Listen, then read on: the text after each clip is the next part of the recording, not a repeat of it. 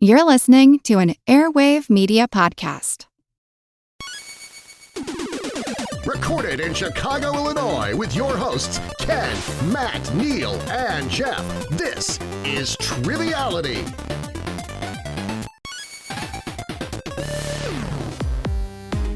Hello, and welcome to Triviality, the game where lack of seriousness meets a little bit of knowledge. a little bit of knowledge. I like that you looked at Matt because Matt always says show, not game. I usually I say did that show. part. I did that part for him. Yeah, I need that part filled I'm in. slowly weaning him onto Yeah. saying the full catchphrase intro. correctly. I Yeah. can't do it. I mean, how many episodes have we done now? Almost 500. 500. This is like 445. Yeah, or but I've something. only done 396 of them, probably. Right. Well, I mean, you're part of the canon.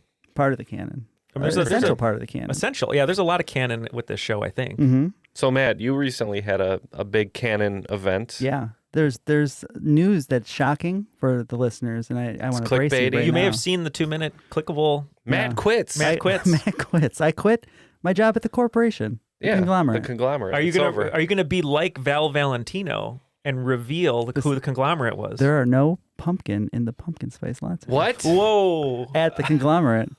Val Valentino, the magician who revealed the magician. tricks on Fox in the early 2000s. With the mask that had the chalk drawings or whatever it was on the face. I know everyone was dying to know. If you saw our merchandise, it had a big cup that kind of gave away. But yeah, Starbucks is in the rear view of my career. So no pumpkin. No pumpkin in that.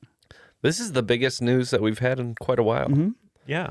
I wonder what the last like big canon event Yeah, was that shocked the world Jeff got in a the dog. world of Triviality. Yeah, Jeff got a Jeff's second dog. 2 dogs. Jeff getting married. Jeff getting married. Neal getting married. But the dog thing was really That Maybe was the next riveting. maybe the next big canon event is that Jeff is actually no longer on the podcast He's not today. for today. yeah. So no thanks to Jeff. You will never see Jeff again today. But He's yeah, not here. drop us a message. Let us know what canon event sticks out in your minds Yeah. at home. Like if there was one of those lines like in a Vox Wired video that has the little like videos, like The a timeline. event that changed Triviality. Well, I remember to forever. go back and listen to our first 300 episodes because we do mention if Neal has a back tattoo or not. Just go back and re-listen to them over and over. That's a lie, but you should re-listen. Oh, okay. Yeah, I don't think that's ever been revealed. It hasn't been. Yeah, okay. We'll have to keep it that way. Neal's It biggest has secrets been were- revealed to individuals. That's true. We did. We gave the but answer they're- yes or no, They're sworn to secrecy. and one of them was a No. lawyer, and we said this is an NDA, and he said okay. Well, we have 2 great guests, and I want to hear their guesses as to whether Neal has the back tattoo or not. Yeah. But let's kick it off. Yeah, we're gonna start with our guest today. I think we were talking before the show. It might be the 6th or 7th appearance, which we're Wow. super excited Classic guest. about. Yeah, classic guest. Usually hosting the game, getting a chance to play today. Not a robot on Patreon. Jared Seale. How are you, Jared? Hey guys, glad to be back. Yeah, it's first time not as a host, so looking forward to seeing how the other side of the field feels. Yeah, and you just became an uncle, basically, right? That's right. Yeah, 2 days ago. Congrats. Thank you. We're dropping all sorts of news today. I know it's a Ken event, and the baby's name is Ken McNeil. Yeah, I mean, well, they wouldn't let me name it the middle name, but Ken after Ken for sure. Okay, good. Thanks. All right. Well, and what have you been up to? Oh, just chilling, Yeah. Nice. That's taking what it we need to easy let up in Huntsville, uncles- Alabama. They need to let uncles name babies more often. I feel like it's left out often. It's always the uncle's name, like Junior, but it's the Yeah. uncle, not the Just dad. let him name the whole thing. Now, most importantly, do you believe that Neal has a back tattoo? I've had a lot of years to mull this over, and I'm leaning toward no. I think it's like a 60-40 lean, but I'm on the no side right now. It could change. All right. We'll follow up with you after the recording, and you can either sign the NDA or not to find out the real answer. It's up to you, yeah. We're also excited to introduce our host today. Super happy to have you here, Oakland 5 supporter on Patreon, Amy Waggoner. How are you? Hi, doing well. Thanks for having me. Of course, we might have a surprise guest in a little bit, but we don't. I guess we could just tease it. We're hoping. Yeah. Hoping. Yeah. I was on, I don't know, 6 weeks or so ago, and my intro mentioned that my husband and I met doing trivia. He was the host, and I had a team. I don't think I mentioned the team name back then. In classic, like, immature 90s form, we were the Pen 15 Club. So that was wonderful. Nice. super fun to say each week. But yeah, so was looking forward to having him on here. We are special needs parents, and so we have to have specialized childcare, and unfortunately that hasn't set up today yet. So we're rolling with it, and he's on daughter duty, and I am going to read through the questions that he prepared. Well, we both prepared, but probably over half him. Well, we appreciate that, and we appreciate you kind of being in the spirit. You have a nice ghost sweater on, and you have poor Yorick's skull behind you, which is always nice. Oh, and a nice mug there, too. Mug. Oh, yeah. But most importantly, do you believe that Neal has a back tattoo? That is most important. Well, I think, we both lived through the tramp stamp phase, so I'm going to vote, yeah. We have one yes and one no. Tramp stamp. I love it. I don't know why it's always tramp stamp. It's always the tramp stamp. Like people, it's like, back tattoo, and it's like, it's tramp stamp, and that's what the memes. I always envision like a grand, shoulder to shoulder tableau on your back. Whenever we talk about the back tattoo, a full back tiger. Yeah. Right? A tiger, definitely. Well, it'd be a panther, but you're close. It'd be a jaguar. A jaguar. I should get a jaguar. Actually, now that you say that, Yeah. I should. That's part of the bit. I got to follow it. Speaking of the jaguar, I got a bone to pick, Neal. Okay. What's the fact that you always say about the jaguar? That their bite is the pound for pound the strongest of Pound the for cats. Of the cats. Of the Okay. cats. That's true. The Manny Pacquiao of Yeah. cats. See, I thought you were saying of the animal kingdom. No, which is like not true. hippos obviously much Crocodiles, crocodile, obviously. but of the cats, it's the strongest. That's fine. Stronger than a tabby.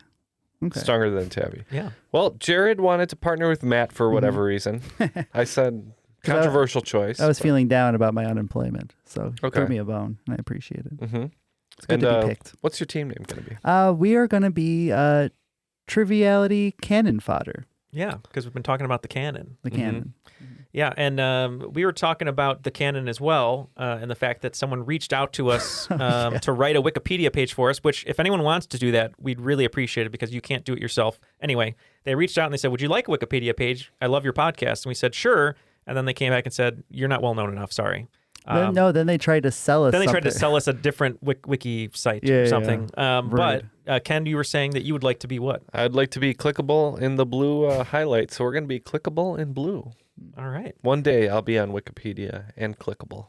Clickable Hopefully in for blue. positive reasons. It sounds like something hanging at the Louvre. Yeah. This is clickable. If anyone in can blue. make that dream happen for us, to start a wiki for us. Hopefully let us it know. will be because of my fame and not be because I'm like the first person to spontaneously combust or something like that. That would be a good way, though. A podcaster who spontaneously combusts would get us on Wikipedia. Yeah, let's put that down as an idea. Yeah. Okay. All right.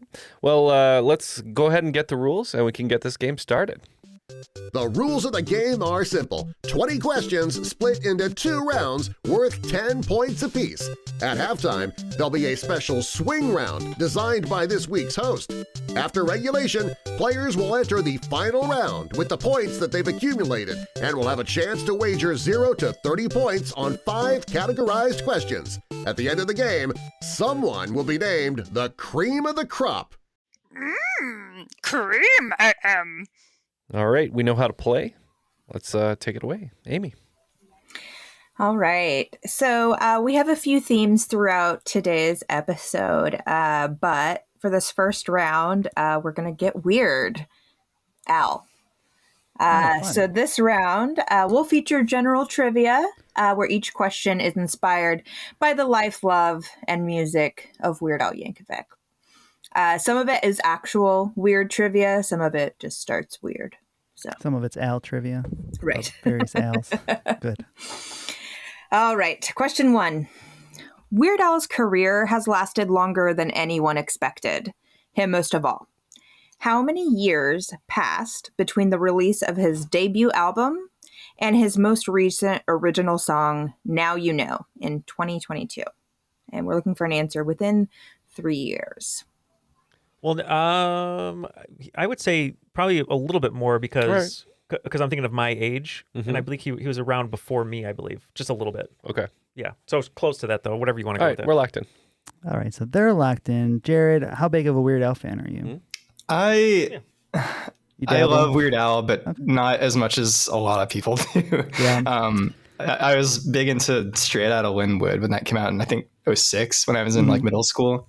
So That's my like Weird Al album of note. But I think he was around in like the early 80s, wasn't he? I think it's actually slightly before then. I think it's somewhere around 77, 78 is when. Okay. His first breakthroughs were Another One Rides the Bus, which was Another One Bites the Dust parody, which I think is, 80 or 81. So I think he was around before then. If we look at like 77, 78, we're looking at about 44 years. Do you think that's a good number? Yeah, that sounds good to me. All right, we're going to go with 42. All right. So Weird Al's first studio album came out in 1983. Oh, wow. So 1983 to 2022, which was the the Al Yankovic story soundtrack, is 39 years. So. Oh, I was thinking we were going to 2025. That was my bad. You messed me up there, yeah, Neal. I thought we were going to 2025. I had it on the dot. You did, yeah. So 36 to 42 counts. Nope. Oh, okay. Oh, wait, yeah. We got points. Okay. Just on the cusp. Yep. And Matt, did you get points? We missed it by 2 years. By 2 years, okay. All right. So question 2. The cover of Weird Al's 1992 album, Off the Deep End, featured an apparently naked Weird Al in a pool of water parodying the iconic cover of Nirvana's Nevermind. What soggy item, also appearing on the cover, is Weird Al staring at? Did you ever own this album by chance, Jared? No, I didn't. But I know he was like the food song guy for a while. So I'm thinking maybe it was food related. Do you have any idea? Well, if it's based off that album, if the cover art, I think it's the baby in the pool with it's either $1. It's $1, yeah. So I think that my guess would be that would be the item that carried over with Weird Al staring at a dollar bill. Oh, so he just didn't change it, you think? Yeah, I think the other parts of the comedy, but I think the dollar bill stayed. Okay, yeah, that sounds good. We kind of agree with Jared, and we think it's a food item, and we think it would be funny if it was a sub sandwich. Well, no points are awarded. It was a donut. Oh, okay. So yeah, as you mentioned on Nirvana's cover, baby's floating in a pool reaching for a dollar bill attached to a fishing line. Weird Al had a donut, and I guess the wet donut also features in the parody video. So sub sandwich, the funniest food. Donut, second funniest. Yeah. I never thought about a soggy donut before, but that it does not sound appealing. doesn't sound good. No. A soggy sandwich, like I guess if you're that doesn't sound good either. it's not great. I mean, the meat between will the two. stay. The meat will stay. Is there any food that you put soggy in front of and you're like, oh yes, Italian beef sandwich. ooh, you're right. Actually, but I don't want a soggy version. I just want the regular. No. Yes, right. You want that you want it dipped. You want it covered in au jus, as we say. French. It's French. French for delicious, I believe. All right. Third question, we have an opportunity for some extra points. So Weird Al has covered all kinds of artists, but he has rarely covered the same artist twice. In fact, there are only 2 artists, both pop royalty, that have 2 songs parodied by Weird Al on his studio albums. So for 1 point each, name the pop stars and the original songs Al parodied. So max 6 points. And just a note here, medleys and mashups count as 1 song. So Milli Vanilli and Red Hot Chili Peppers mashups, those are 1 song each. And polka songs only count for the songs parodied in their title. So we're looking for who did Weird Al parody twice in the title of the song. Do you know the other one? I don't, but I that seems, especially considering the movie and how big of a part that was, it seems like it would. Do you know the other song, though? No, I'm trying to think. There's so many to choose from. All right. Well, we'll lock in. Okay. They're locked in. Do you think we have an in on this one? What do you think about this question? So I know for sure Michael Jackson is one of them because he did Fat, which is bad, and Eat It, which is Beat It. Yes, more food. It was during that phase. I don't know off the top of my head who the other one would be. My initial thought was Madonna. I like know, a surgeon. And I keep saying sturgeon, and it's not. It's not about fish. It's about a surgeon. And I think that I don't know if he did Like a Prayer or there's got to be another Like a Prayer, Ingrown Hair. Yeah, that's yeah. and it's such a long career for Madonna that there'd be ample opportunity to do another Madonna song. Lady Gaga also popped in my head.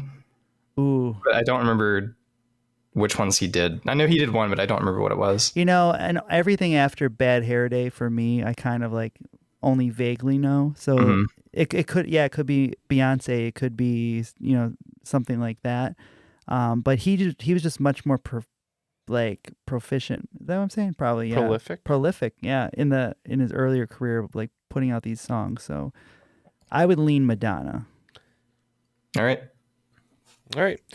We picked MJ as well, Bad and Beat It, and then we thought Madonna also, and we had Like a Virgin, and then for the other one, we'll guess Vogue. So the first answer that you both got right was Michael Jackson. So Beat It, Eat It, and Bad. And then the other that was mentioned but not gone with is another pop royalty, Lady Gaga. Lady Gaga. Wow. With Born This Way and Poker Face. That's right. Yeah, that's right. All right, so that's 3 points apiece, I believe.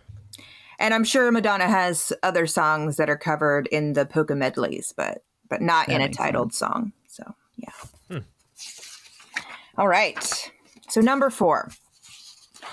My Bologna, a parody of the Knack's 1979 hit, My Sharona, quickly climbed to number 1 on the U.S. charts. However, the LA-based Knack's rise would be short-lived, as controversy culminating in a Nuke the Knack campaign claimed what about their debut album, Get the Knacks?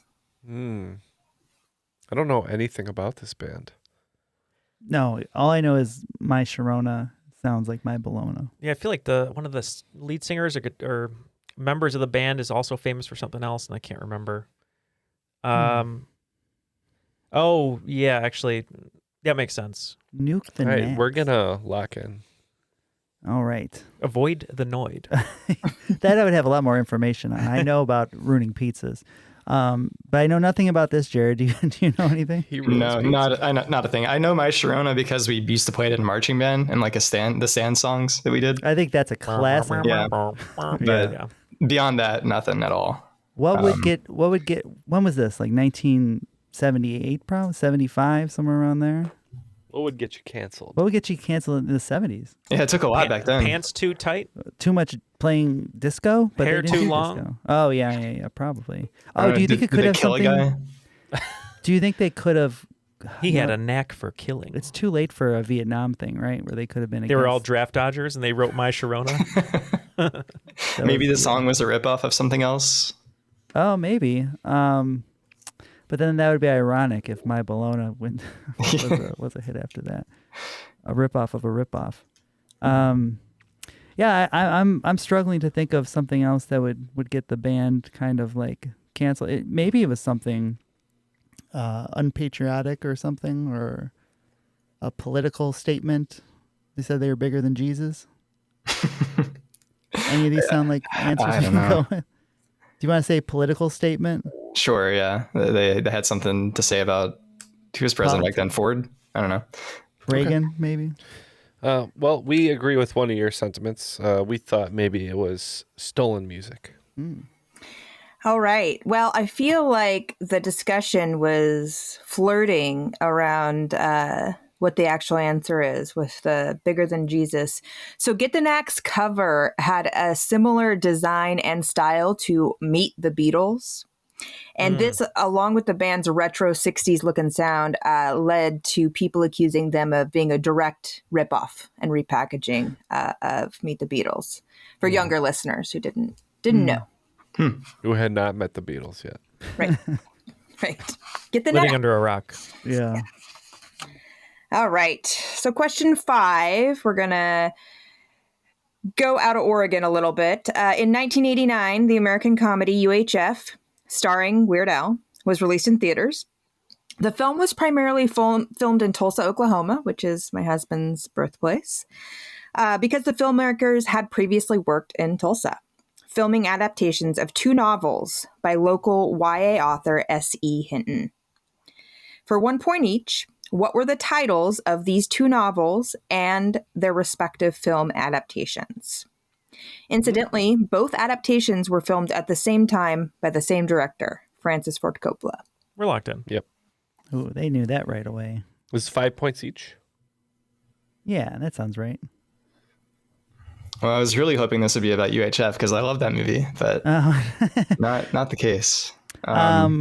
S.E. Hinton, YA novel. We're looking something before 1989, probably the movie version, right? My first thought was, would this be The Outsiders, do you think? I like that. I don't know any Coppola movies outside of The Godfather and me either. Megalopolis. Didn't you do that? Yeah.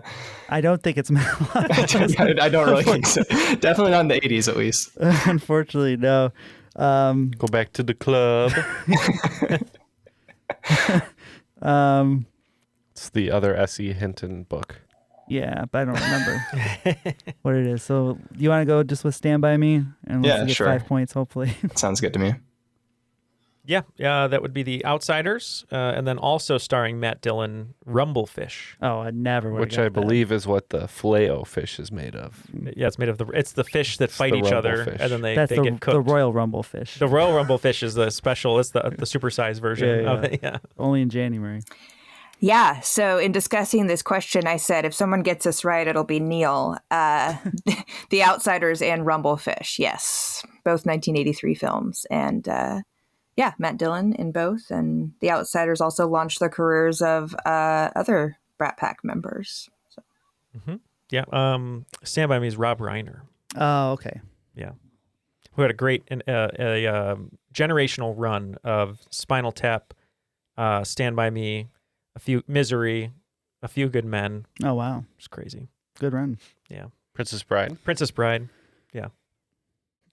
After 5 questions in the first round, Triviality cannon fodder on the board with 8 points, but still building the case here. Currently cannon fodder. Currently cannon fodder. And then Clickable in blue, we got 23 points. So we're doing our part to hopefully get that Wikipedia page. You know what? That's what Jared gets for picking Matt. 23-8 is definitely Triviality scoregami. This has never been the score before, I'll tell you that. All right, question 6. Al Yankovic, weirdly, plays accordion. Accordingly, he writes polka songs, lots of polka songs. On his studio albums alone, he has released 12 polka compilation songs that combine snippets of popular music into roughly 4.5-minute polka medleys. Within 15, how many different original songs total are covered on these 12 polka medleys? All right. Let's for math. Say no math. Sure. Gut instinct. All right. Okay. We're in. Wow. This is a tough one. So there's 12 polka medleys. There's probably and they're all about 3 to 4 minutes long, I think. Actually, I remember one was 8 or 9 minutes long. Some of them are longer. Yeah. Yeah. Whichever the one had the Star Wars song on it was the one that the album I listened to the most. And I think that polka song was 7. And some of the snippets are only a few part seconds. of the chorus, and then they go into another chorus. So it could be. Do you think it's 10 songs per medley? I was going to go even higher than that. Okay. I think maybe even 15. I could be talked into that. So what's that? 15 times 10 or times 12? Times So 12. Math. do it. 174. Something like that. 174. Right? That's right. No, yeah, 189. 189. It's a great number. We play trivia. We don't do math. I don't even know if that's right. We'll just go with that, though. Yeah, 189. We just said 150. All right. Well, you should have gone with the first guess you made. The exact answer is 172. Wow. So the acceptable range is 157 to 187. So, bad math could have saved us. I almost changed it to 187 because that's a better number for the for the Snoop Dogg heads out there. So it's roughly 14 per song, some more, some less. So, all right. So question 7. Weird Al's 1989 hit Spam was a parody of the REM song Stand in the Place Where You Live. REM hails from Athens, Georgia, a city that is also home to which indie darlings? They were members of the Elephant Six Recording Collective, whose 1997 release contained several songs directly or indirectly about the historical figure Anne Frank. So in Athens, Georgia, it's not. I don't think it's Radiohead. The British. Yeah, they're so that's a good call there. My first thought was Presidents of the United States. I feel like 97 is around the time that they were getting started. Maybe Lump is about Anne Frank. I don't know. Jeez. I don't know. That's the only song I could think of. Are you good? Are you good? Yeah, going that with part them? of the question is really throwing me. I know. Yeah, I don't have a better guess. So. We're gonna go with the Presidents of the United States. And we'll just say Wilco. All right, I'm going to end this torture. One of the best bands my husband introduced me to, the answer is Neutral Milk Hotel. Oh. And the aeroplane over the sea. What? Correct. Oh, it's what movie is that from? Parks and Rec. Wilco is in Parks and Rec. Yeah, Wilco, because my eye doctor actually does Jeff Tweedy's eyes. He does his eyes. He does his eyes. What does he do to them? Well, he's he's does an that. ophthalmologist. He helps him out. No, it's Parks and Rec. It's Aubrey Plaza's character. I think her favorite band is Neutral Milk Hotel. Okay. Anyway, I could see that. Yeah. Fantastic band, yeah. And Georgia might not be known for music, but Athens absolutely is. REM, Neutral Milk Hotel, the B-52s, Widespread Panic, and lots of other bands that are from Athens. So, yeah, it's quite the hot spot. All right, question 8. Weird Al's 2011 hit TMZ is a parody of Taylor Swift's You Belong With Me. Speaking of Taylor, she recently released a new album, The Life of a Showgirl, which has attracted a lot of attention for one song in particular that she claims is about her fiance's enduring attention. What's the name of this song? we can lock in. Oh. Oh, I don't know anything about Taylor Swift. Are you a big Swiftie? No, but I think I know this because Oh, one of my friends is a huge Swiftie, and she pretends that I am too, and just sends me lots of Taylor Swift all the news memes, apropos yeah. of nothing. Yeah. Well, Jared, I'm very sorry that you're going through that. Sounds- It's a good bit, I gotta say. But I believe the song is Wood. Oh yes, I've heard this because they were referring Did somebody to. say wood? They were calling Kelsey this when he Yeah. was making it. So, Yeah, the wood. Yeah, we said wood as well. Yes, both teams got that correct. Wood. And I think that ought to be Like used. WOOD? Oh, yeah. Yeah. Yeah. Like Yeah, a little tree. double entendre. Yeah. Yeah, it's the least subtle innuendos you've ever read if you read the lyrics. Great. It's better than Yeah. Stump. If they called him Stump, that would be worse. Yeah. It'd be a big problem, right? Yeah. All right. Okay. Question 9. In 1989, she played a plucky station secretary in UHF. Decades later, Fran Drescher led real-life drama as SAG-AFTRA president during historic Hollywood strikes. But in 2025, the role was recast. Who succeeded her as the union's new leading man? Reluctant. Ooh. You know, I just heard this. I do remember during those strikes, Adam Conover had a huge voice in it, but I don't know if he became president after that. I don't I don't think he know. was big I don't enough think to he's do that. Big enough. Yeah. Was it one of the late night guys? Is it a Seth Meyers? Is it a No, I Could feel be. like I feel like I would have heard about that if it was one of those guys. It's probably not even like a huge actor. It's probably just a it's guy. probably like a Somebody who's that been around guy. for a while. Yeah, probably older, right? Somebody who grinds. Some yeah, just puts in 100%, never gives up. So let's go with Brendan Fraser. ooh, He gives 110%. yeah, 110%. Yeah, I wouldn't go with that. Let's go. Not Michael Che. Who's the other guy? Who's the white guy on Weekend Update? Colin Jost. Colin Jost. That's who we're going. Well, the SAG president bows to no one. It's, Yep. one of the hobbits. Yep. Sean Astin. Oh yes. Oh, really? Yes. Ultimate that guy. Never heard Still about that. protecting Frodo with Sean Astin, president of the I'm sure you Union. knew this, but Yes. his dad was the original Gomez on Addams Family. I did not know that. Yeah. Last question in round 1. In 2022, a satirical take on the musical biopic Weird, the Al Yankovic story, was released. The film, starring Daniel Radcliffe as Weird Al, mixed true elements of Al's life with some outrageous deviations. One of the most outrageous stories was the completely fabricated relationship the film portrayed between Madonna and Al. In reality, the 80s were fast times for Madonna's romantic life for a different reason, as she both married and divorced this Hollywood actor in a 4-year time span. As you're asking this question, I wrote Daniel Radcliffe. No. Madonna. No. So, Reluctant. let's see. How familiar are you with Madonna's love life? Even less so than I am with Madonna herself, unfortunately. So you didn't have the sex book. See, that's Neal had cheating material. So he's That's part of the Triviality campaign. Well, this man's gonna win Best Supporting Actor this year. This year. Really great. Yeah. This is not Guy Ritchie, not the director, right? Or did he marry? I don't remember. Who's that with? Guy Ritchie, yeah. That was one of That's them. when she had the British accent. But that is not this one. It was somebody else. Who was before Guy Ritchie? I probably read about this once and it didn't stick. Yeah. He's an actor, pretty famous guy, Robert Downey Jr. It was right in his going to rehab time. Mm-hmm. All right. Yeah. Yeah. That's incorrect. Incorrect, but that's good guess though around the time period, kind of. Yeah. Who is it? Sean Penn. Mm-hmm. Oh, yes. Yes, fast times for Madonna dating and marrying Sean Penn. Yes. She dated a lot of people in the 80s. Yeah.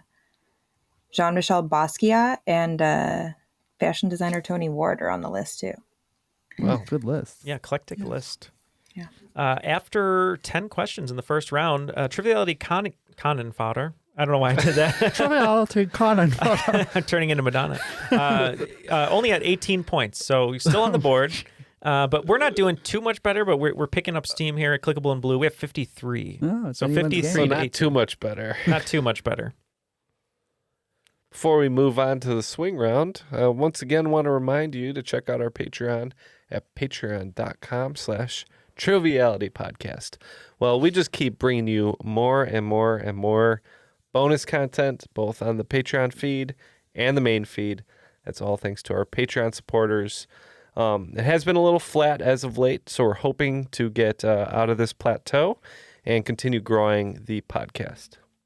Yeah, and with Matt, with his new situation in life, well, we'll have Matt doing some more stuff over here, and all that money, helps us build the studio like we have. If you've seen some of our videos, edit the videos that you're seeing on social, help us record all the bonus content that we're releasing, and kind of planning and figuring out. And while we do have ads from Airwave, which are really nice, they make up just sort of a fraction of sort of stuff that we get. 96% of everything we get is from patrons, from you, and we very much appreciate it. So if you'd like to join and help support the show, go to patreon.com/Triviality Podcast. Yeah, Matt needs some veggies to add to his ramen noodles, so let's get some income going for Matt here. All right, and let's move on to the swing round. Why don't you go ahead and tell us what you have? Yeah, so in this one, I'm going to give full credit to my husband for the idea. The swing round is called Checkov, Checkov, or Checkov. So in this swing round, you'll be given a series of names to identify as one of three things. The title of a short story by Russian author Anton Chekhov. The name of a Star Trek episode featuring the character Pavel Chekhov. Or a vodka-based drink that could be made with the UK vodka brand Checkov. Finally, something for me. So your job is to decide whether each name is a short story, a Star Trek episode, or a vodka drink. Okay. All right. I'm going to run through. 1. The Black Monk. 2. Caesar. 3. A Malefactor. 4. Obsession. 5. Mrs. Momoiro. 6. The Grasshopper. 7. The Upside Down. 8. Return to Tomorrow. 9, The Runaway, and 10, The Way to Eden. All right. We have our various Chekhovs. So we're going to sort these, and we'll be back after this break. The Who's down in Who Newville were making their list, but some didn't know Walmart has the best brands for their gifts. What about toys? Do they have brands kids have been wanting all year? Yep, Barbie, Tony's, and Lego. Gifts that will make them all cheer. Do you mean they have all the brands I adore? They have Nintendo, Nespresso, Apple, and more. What about... So the Who answered questions from friends till they were blue. Each one listened and shouted, from Walmart? Who knew? Shop gifts from top brands for everyone on your list in the Walmart app. We find Vecna, we end this once and for all, together. On November 26th. We have a plan. It's a bit insane. Everyone in? He knows where we are. Watch out! Get ready for one last adventure. We stay true to ourselves. Stay true to our friends, no matter the cost. Found you. Stranger Things, the final season, begins November 26th, only on Netflix. Oh, Hilton stay, your beds are soft and cozy. No lumpy couch, no stiff futon, no shower line at crack of dawn. Oh, Hilton stay, oh, Hilton stay. When you want holiday comfort you can count on, it matters where you stay. Enjoy comfortable rooms and friendly service when you stay with Hilton instead. Save up to 25% this season when you book with Hilton. Hilton for the stay. Terms apply.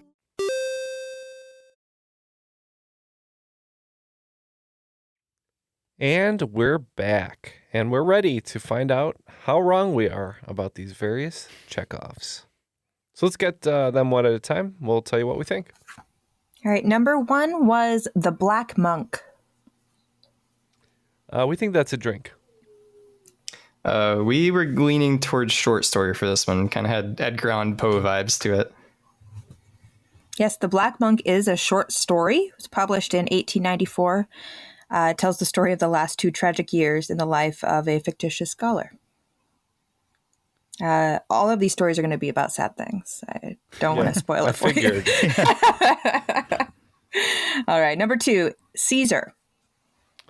We said Star Trek. I was pretty sure that there was a vodka drink called a Caesar. Yep, there is a vodka drink called a Caesar.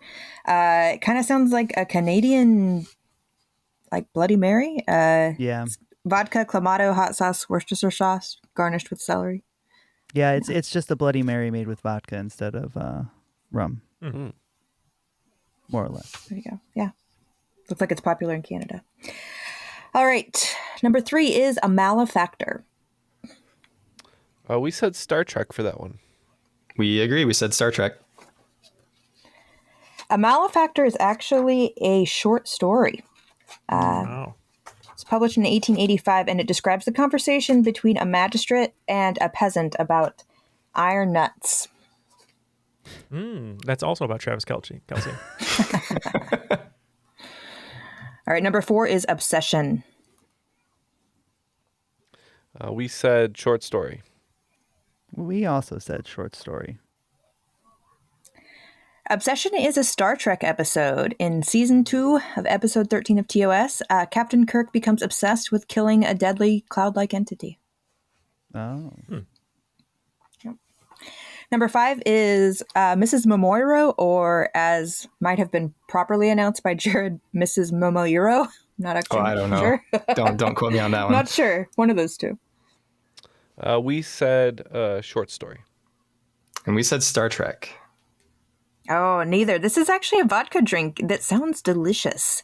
From the website BBC Good Food, it contains vodka, strawberry liqueur, rosé, absinthe, and garnished with fresh strawberries. You're doing too much, drink. You're doing too much. All right, number 6 is the grasshopper. We said short story. I was fairly certain the grasshopper's a vodka drink. So a grasshopper is a drink, but you don't get vodka in it until you make it a flying grasshopper.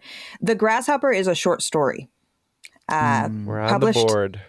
Published in 1892, a woman realizes her husband's quiet devotion only after his death exposes the emptiness of her social ambitions. A light romp.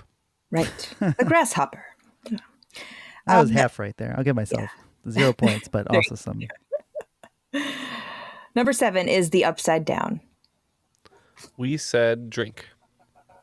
And we maybe we're leading in a sci-fi direction because of upside down Stranger Things, but we 100%. Said Star Trek. Yes, it was a little misleading. It is a drink. It's a martini with the vodka and vermouth amounts reversed. We're back, baby. Number 8 is Return to Tomorrow. We said Star Trek. Didn't want to overthink it. We overthought it and said short story. This was a simple one. Star Trek. Telepathic aliens take control of some of the crew to construct android hosts. As they do. Right. Number 9, The Runaway. We said short story. We said vodka drink. Yep, The Runaway is a short story. Tells the story of a young boy hospitalized for an infected elbow who flees in terror after witnessing a death. And the last one in this round is The Way to Eden. And we said Star Trek. You know, this round started so promising for us. It really did. We said vodka drink because we didn't think we had enough vodka drinks on here. Yeah, The Way to Eden is a Star Trek episode. The Enterprise is hijacked by a hippie-like group obsessed with finding a mythical paradise.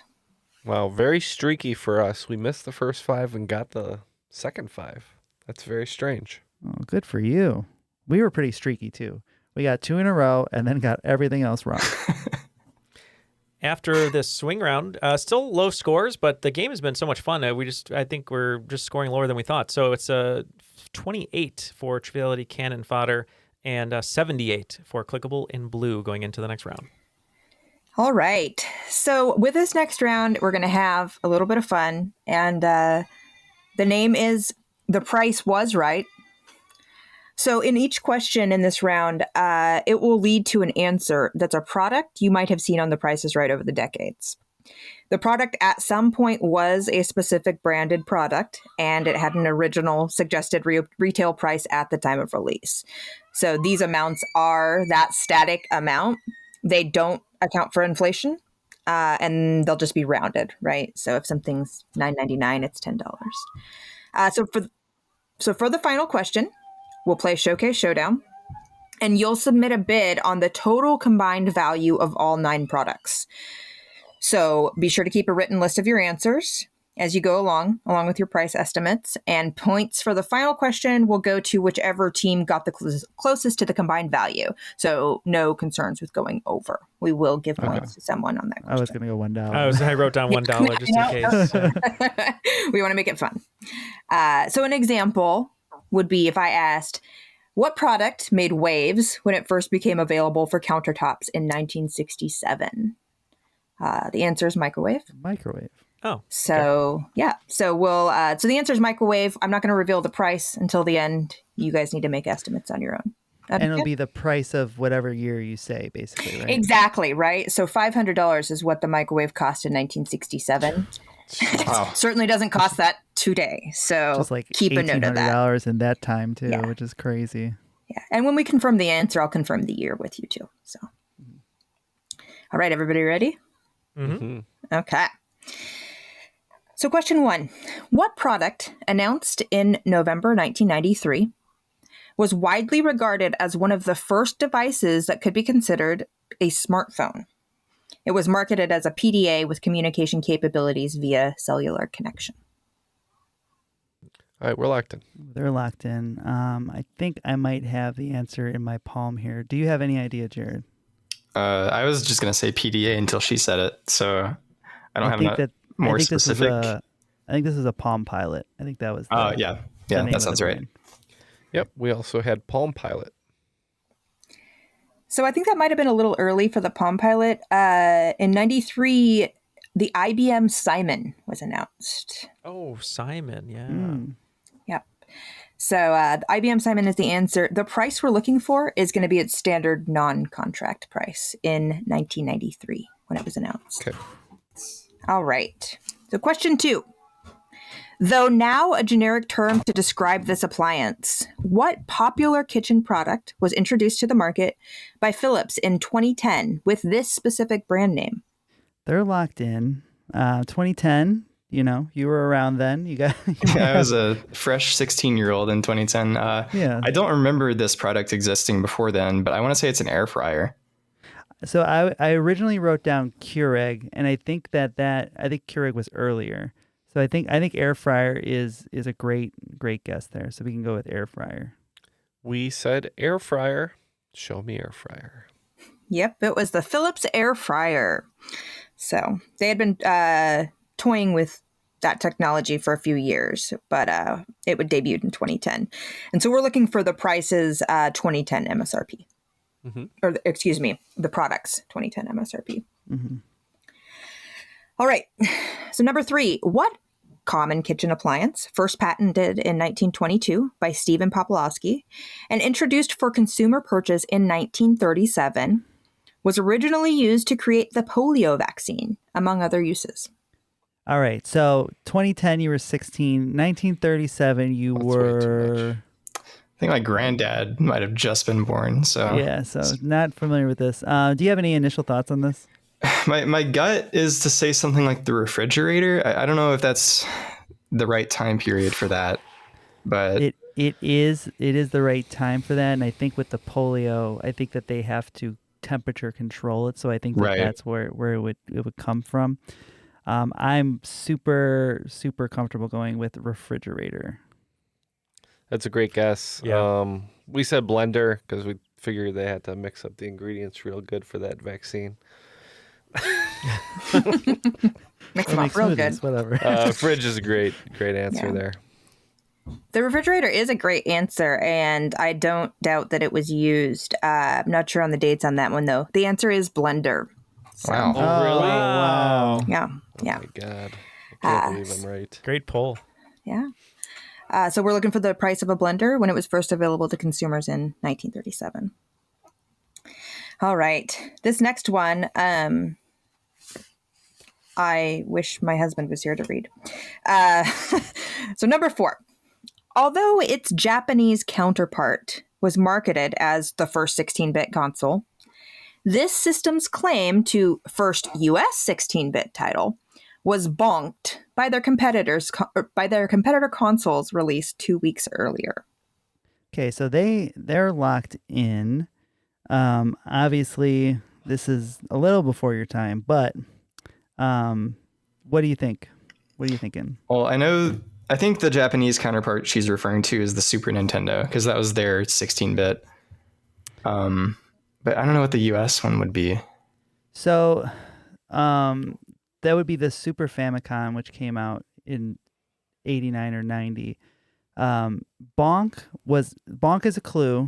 That was the character that this company wanted to be their mascot before they gave a blue hedgehog red shoes and went with him. I'm pretty sure that this is the Sega Genesis. Okay. Yeah. I thought they were Japanese. I thought they were too. Then I don't know. But we said the Jaguar. Atari Jaguar. Yeah, we said the Atari Jaguar. Yeah. Atari's probably Japanese too.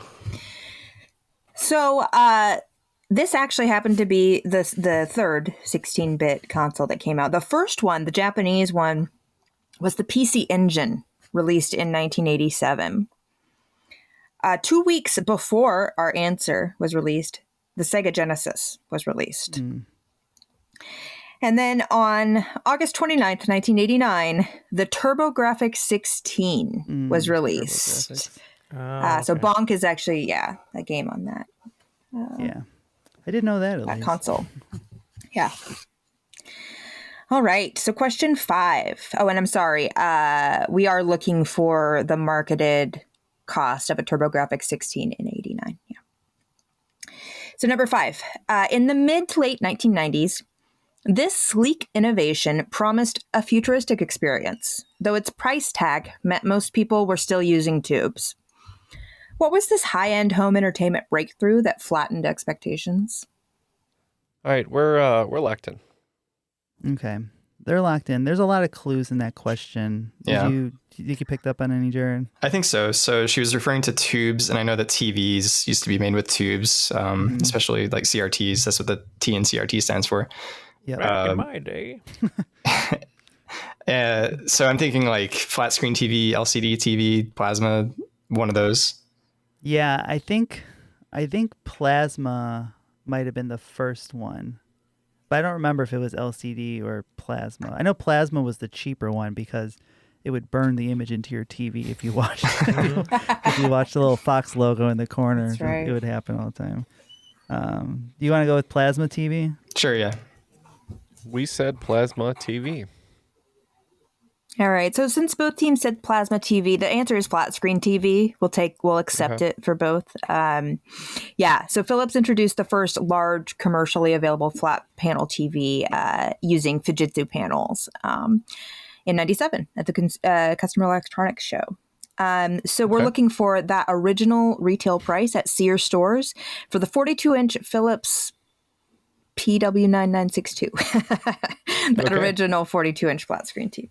Not for the $8 you can get it for now. Right. Significantly cheaper now as a slight clue. As you might have guessed. For anybody who was in the 90s, man, those were expensive. The only thing that's gone down in price. Right. After 5 questions in our Price is Right round here, Triviality, Ken, and Fodder picking up 20 points, bringing their total to 48. And Clickable in blue picking up 30 points, bringing our total to 108. So 108 to 48. Right. Question 6. Long before airbags became standard, one car made history in 1973 by offering the first driver's side airbag in a vehicle sold to the public. It wasn't just a safety milestone. It was a bold move from a brand known for muscle and style. What was the make and model of this pioneering ride? Year was 1973. Okay. So we're looking for a 1973 car, something that's usually known for muscle and style. What were you thinking?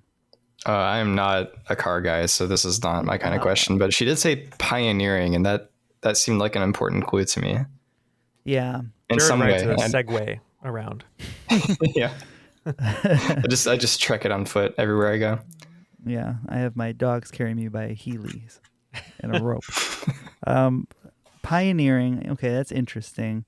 Because I had written down Ford Mustang, something, and the other like muscle, car of the era. You got like your Dodge Charger, which I think was still around.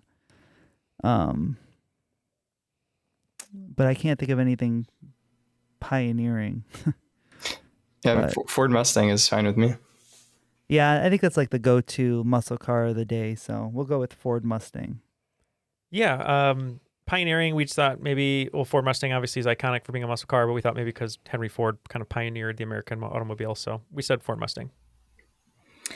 I may have misled you a little bit with the pioneering ride. The pioneering was because it was the first car to do this, but it was the 1973 Oldsmobile Toronado. So it was a luxury car that was produced from 66 to 92, and it was the first one with a driver's side airbag. Yeah. Toronado. Mm-hmm. Toronado. And again, looking for the 1973 base price of a Toronado with no options.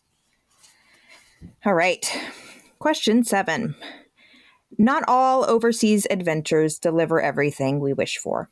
But in 1998, one company launched a voyage that promised just that, complete with familiar faces who weren't entirely human. What was this magical maiden voyage that left guests enchanted? 98. Boy, what do you think, Jared? I'm leaning something very magical. Like a Disney cruise or something? I wrote down Disney cruise. I feel like I remember seeing ads for something around that time, where you can be on a boat and get seasick with people in giant costumes. Finally. It's about time. Now they have the same thing, but it's with aging pop punk and emo bands. You can do that now too. But I think Disney Cruise is a great answer, and we're going to go with it. Yeah, I remember being a kid, and that was like the huge thing in all the commercials. It would be like, the kids would come in and like, we have a surprise for you. And it's like, it's Disney. The Olsen twins got to go. Did they on the cruise? They made several movies on this cruise. Oh, okay. It Takes Two. Yeah. Yeah, we thought it was a Disney cruise as well. Yeah, points to both teams. So it is Disney Cruises, or Disney Magic was the name of the first vessel. So prior to 98, they had partnered with Premier Cruise Line to run Disney Little Sea cruises with characters and programming, but Disney Magic was the maiden vessel on the official Disney Cruise Line. So what we're looking for in the price is the price of a 1-week all-inclusive cruise for a family of 4 on the maiden Disney Magic voyage. Family of 4? Ooh. Family of 4. Right. Better get Hey, alone. this is Price is Right. You don't just get one ticket. The Price is Right. So question 8. This toy, released in the middle of a decade known for Beanie Babies and digital pets, became the surprise centerpiece of a holiday shopping frenzy. It drove consumer behavior antithetical to the character's kind messaging. All right, we're locked in. They're locked in. I would have been too old for this toy. If you guys check out, but you got one anyways. Hey, if you check out the Patreon feed, I actually just wrote a whole bonus game based on what I would ask for as a 10-year-old in 1995. Lots of trivia questions. Not about this toy though. Do you have any idea, Jared? It's between 2 for me. I know Cabbage Patch Kids were a huge frenzied toy that everyone was after back then, and also Tickle Me Elmo. And the fact that she said like character singular makes me lean toward Elmo. Yeah, there are definitely videos of grandma smacking people over the head for these Tickle Me Elmos, and he would just say, "Ha ha, stop it." Yeah. So, Tickle Me Elmo. I agree. That's what we said as well. Yes, that is the answer. So Tickle Me Elmo was created after Tickles the Chimp existed, and Tyco did not have the rights to Sesame Street, so they also created a Tickle Me Tasmanian Devil, which sold at the WB Studio store in California. Not as well, I assume. Right. So we're looking for the 1996 price on a Tickle Me Elmo. Let's not forget Teddy Ruxpin. Great. Number 9, and this is going to be our last product question. The direct successor of Snurfing, this recreational device was still banned on many slopes when popular company Burton was founded in Vermont in 1977. Snurfing sounds like it should be illegal, to be honest. Yes. I had a friend who got locked up for snurfing for 3 years because he was And if you're someone who loves smurfing as an adult, slightly different, but probably go to jail as well. Yeah. It's not as cold. So snurfing to me sounds like a portmanteau of snow surfing, which makes me think of a snowboard.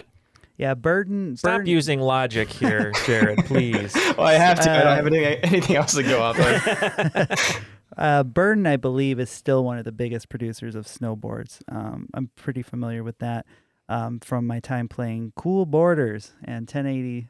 1080 is great. Nintendo 64 classic. Kinsuke Kimache. So we're going to go with snowboards or snowboarding. Yeah, we agree. Yeah, points to both teams. It is a snowboard. Until 1977, when Jake Burton Carpenter, the founder of Burton, invented bindings on the board to secure his feet. I guess you were doing this without actually having your feet connected to the board. So, makes sense why it was banned. Right.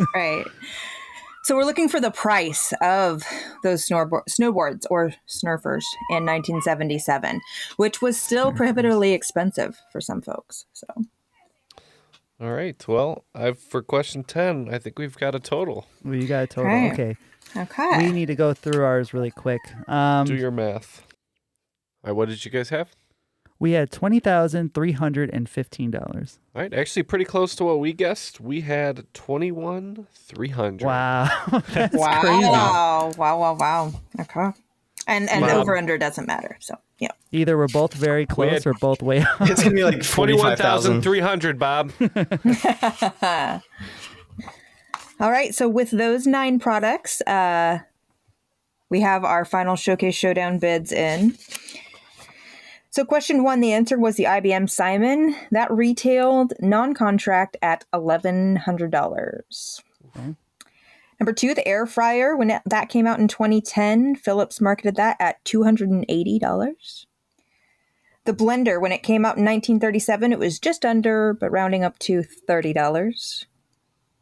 The TurboGrafx 16 came out at $200. This is a big one. The 42-inch flat-screen Philips TV in 1998 or 97, when you were able to buy it. $15,000. Oh my God! Oh, wow. We're way off. This is good for us, Neal. Yeah, not good for us. This is very good for us, Neal. Hold on. If the car costs $0, we're right back in. Right. Surely there's a loophole in the car price at one point. Number 6, the 1973 Oldsmobile Toronado, base price, no options, $6,370. Number 7, the Disney Cruise for a 1-week all-inclusive cruise for a family of 4, $5,900. The Tickle Me Elmo in 1996 was $30. And the snowboard in 1977, still expensive at $40. So altogether, those 9 products, the total value is $28,950. We did it, Neal. Our winner is... Yeah. Yes. So you'll The be TV going price home really with the shocked me. 1973 Oldsmobile Toronado, Oh, wonderful. a really huge flat screen TV, an old blender, and a bunch of other stuff. We have 158 points at Clickable and Blue. And Triviality Cannon Fodder is going to be traveling in time, but has to make up their lead a little bit. They have 88. 88. Yeah, but in 1973 points, that's like 130 points. That's now. right. So we're really close. Before we get into the final round, just wanted to just mention Patreon one more time at patreon.com/Triviality Podcast. One of the things we pride ourselves on is never missing an episode. So we've had about 9 years of never missing a Tuesday episode, no reruns. And on top of that, a ton of content that we've been putting out, whether it's 4 episodes a month over at Patreon or some of the main feed bonuses that we do and the minis that we'll get back to doing as well. Just trying to give you as much content as possible that's all trivia focused. And if you are listening on the main feed, that's all stuff that comes to you for free. But if you want extra material for as little as $5 a month, you can go to patreon.com/Triviality Podcast, and that will greatly help us continue to build out our studio, help kind of pay for some of the extra work that we're doing on top of our other day jobs, and also just help us out to continue this ship and keep it going for as long as we can. All right, let's jump into the final. You have 5 categories for us? I do. I have 5 questions all around the lovely city of Portland, Oregon. All right. So Portland has been making headlines lately. It's my hometown. It's where I met my husband. We thought it deserved a little spotlight. So this round is going to feature general trivia, where each question or answer connects to some aspect of Portland. All right, the wagers are in. Our team is going to be doing 30s all the way in, and you guys decided to take the scummy route. Gotta say, we're just trying to run out that clock. I couldn't even point to Portland on a map. I'm sorry. I don't know You're anything about wagering Portland. 0 on all questions. So you're just bowing out of the final round. I'm going to write voodoo donuts for every single answer. Okay. They're banking on us screwing up. All right. So let's jump in. Question 1. Born in nearby McMinnville, many of children's author Beverly Cleary's stories are set in the Grant neighborhood of Northeast Portland, where her family moved when she was 6. Cleary's novels borrow upon her middle-class upbringing and unique school experiences, including the boys and girls she grew up with. What is the name of the eponymous character of her debut 1950 novel? Number 2. In 1845, to name the city of Portland, 2 men participated in a best-of-3 coin toss battle. Francis Pettygrove, who wanted to name the settlement after his hometown of Portland, Maine, won a best-of-3 coin toss against Asa Lovejoy, who wanted to name it after what other East Coast city? Number 3. Before Haunting Melodies and Oscar nominations, this indie icon got his first name from a street in Portland, not from his birth certificate. Which musician phoned home by borrowing from a neighborhood street before becoming one of the city's most influential voices? Number 4. Chuck Palahniuk, known for gritty narratives and twisted humor, once worked as a journalist in Portland before writing a novel that punched its way into pop culture. Though I don't think we're supposed to be talking about it, what book launched his career and Portland's reputation for producing edgy fiction? And our last question in the final round. Portland goes by many names. Rip City for the Blazers, Bridge City for its many river crossings, and even Little Beirut, a nickname coined by a staffer for George Bush Sr. in the early 90s. But what term did Portland's City Council recently enshrine in city code, officially barring city employees from assisting with federal immigration enforcement? All right, we have our questions. We'll be right back with the answers and find out who will be today's cream of the crop. This episode is brought to you by Nespresso. Gift magical mornings with Nespresso Virtuo Pop. Compact and stylish, Virtuo Pop is made to meet every morning coffee craving. From espresso to coffee, hot or iced, at the click of a button. And celebrate the season with Nespresso's limited edition coffee flavors. Sweet almond and hibiscus, cinnamon and candied tamarind, and festive double espresso. Magic in the making. Shop the holiday gift collection exclusively at Nespresso.com. This episode is brought to you by McAfee. Swimsuit, passport, phone with VPN activated. VPN? Cell phone service is going to be spotty on vacation, so we'll be using public Wi-Fi. Sounds sketchy. Exactly. The networks can leave your personal info, like credit card numbers, exposed to hackers. McAfee's secure VPN lets you browse and bank safely from wherever, whenever. Learn more at McAfee.com/online protection. This episode is brought to you by Disney. This Wednesday, Judy Hopps and Nick Wilde are back on the big screen. So grab your family and friends as Disney invites you to return to Zootopia for the phenomenal movie event of the holiday season. See all your favorite Zootopia characters, plus new favorites in the most pawsome movie of the year. Don't miss Disney Zootopia 2 when it hits theaters everywhere Wednesday. Get your tickets now.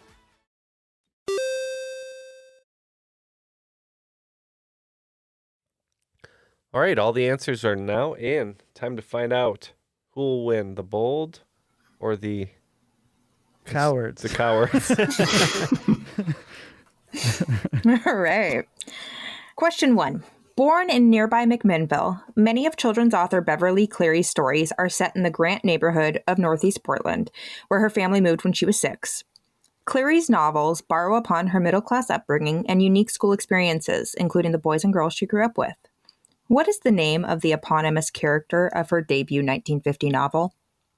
For 30 points, we said Ramona. And we agree. We also said Ramona. So while Beezus and Ramona were in that novel, the title character is Henry Huggins. Oh. This is not bode well. Good for us. Never been so happy to agree and get it wrong. Yeah. All right, question 2. In 1845, to name the city of Portland, 2 men participated in a best-of-3 coin toss battle. Francis Pettygrove, who wanted to name the settlement after his hometown of Portland, Maine, won a best-of-3 coin toss against Asa Lovejoy, who wanted to name it after what other East Coast city? We just guessed Baltimore. Mm-hmm. It's a good guess. We went with a city on the East Coast that we know is also on the West Coast as well, so we went with Salem. Unfortunately, I think the name might have been mentioned in the discussion. It's actually Boston. Oh, wow. Boston. Yeah. That was our other guess. It's not good, Neal. I know. It's not looking there. They might have been smarter. All right. Well, we'll see on this next question. So number 3, before haunting melodies and Oscar nominations, this indie icon got his first name from a street in Portland, not from his birth certificate. Which musician phoned home by borrowing from a neighborhood street before becoming one of the city's most influential voices? We said Elliott Smith, taking the Elliott from... Oh, that's good. From E.T. From E.T. Reese's Pieces. We went Bon Iver, based on nothing. Yeah, the answer is Elliott Smith. That's good. Nice. What was the Oscar nomination? Yeah, that's what was keeping me from saying that. So his song Miss Misery was on the Good Will Hunting soundtrack. Oh, okay. Yeah. So, and born Stephen Paul Smith. Yeah. All right, number 4, Chuck Palahniuk, known for gritty narratives and twisted humor, once worked as a journalist in Portland before writing a novel that punched its way into pop culture. Though I don't think we're supposed to be talking about it, what book launched his career and Portland's reputation for producing edgy fiction? We said Fight Club. Yep. Rule number 1, don't talk about Fight Club. We agree. And yet we continue to. Fight Club is the answer. Yes. All right. Final question. Portland goes by many names. Rip City for the Blazers, Bridge City for its many river crossings, and even Little Beirut, a nickname coined by a staffer for George Bush Sr. in the early 90s. But what term did Portland City Council recently enshrine in city code, officially barring city employees from assisting with federal immigration enforcement? We said the sanctuary city. Oh, the capital T, like the Ohio State University. Yeah. I know that Portland's also the city of roses. I think that that's a term that they use, but it has nothing to do with ice. So we thought, what can stop ice? And we thought salt. So we said Salt City, regular salt, no lake. Regular salt. Yeah. Well, mentioned in the discussion was also Fire. That is the name of the new WNBA team that's coming to Portland. So get ready for some Portland Fire soon. But the name I was looking for was Sanctuary City. No Z, just Sanctuary City. Minus 30 points. Come on. Does it matter? It doesn't matter, but we prefer 188 points Okay. to 128 points. All right. So we ended up with 188, and you guys had 88. Hey. So we only had 100 more points than you guys. It was very close, but that does make us today's cream of the crop. Oh, yes. I am the cream of the crop. Yeah, great game. Great game, Amy. Awesome. You thought you had us. You thought you had us in that Those final first two round. questions really got us thinking. It was just like the swing round. We got the first two right. And we're like, hey, this might go somewhere. Once I got Elliott Smith right, That was it. all turned around. Again, Elliott Smith making me depressed. Yeah. No, I had Very to add good. that clue in there. Question was too hard otherwise, I think. So Yeah, that was a great tough question. Great clue. Jared, thank you so much for joining us as always for the 6th time I think we said, and congrats on being an uncle. Any other shout outs? Anything you'd like to say before we let you go today? Oh yeah, just shout outs to my brother and his wife. I'm excited to see you guys and the new baby. Excellent. Awesome. Yeah, congratulations. And to your brother too. And Amy, thank you so much for this game. It was awesome. And for you and Clark putting it together. Really, really fun questions. Great second round with the theme there. Any shout outs you'd like to give? Yeah, just to Clark for really, he was a great host for years and just hasn't been in it, and he didn't lose a step. So we got some fun questions, and hopefully maybe next year sometime we'll be on and you guys will get the Clark spiel. But very excited to be on again, and thank you to him for keeping our daughter quiet. Yeah, very excited for next time when Clark can join us. Yeah, we'd love that. Absolutely. Well, last person we need to thank is Airwave Media. As always, check out airwavemedia.com. Check out Attaboy Clarence, Bites of Health, and the Dallas Morning News has a podcast on Airwave. So if you're interested in Dallas news, check out that. And that'll be our episode for today. Once again, want to thank both of our guests, Matt, Neal. No thanks to Jeff. Oh, who's that? It's the ghost of Jeff. Jeff? apparently. Jeff, are you here? Can you hear us from the other side? Oh, Ooh, spooky, very spooky, scary. Jeff. Halloween's over, but glad to have you joining us just for this last moment, Jeff. For his final moments. For his final moments. Anyways, no thanks to Jeff, but thank you to Neal and myself. Big thanks to me. That was Triviality.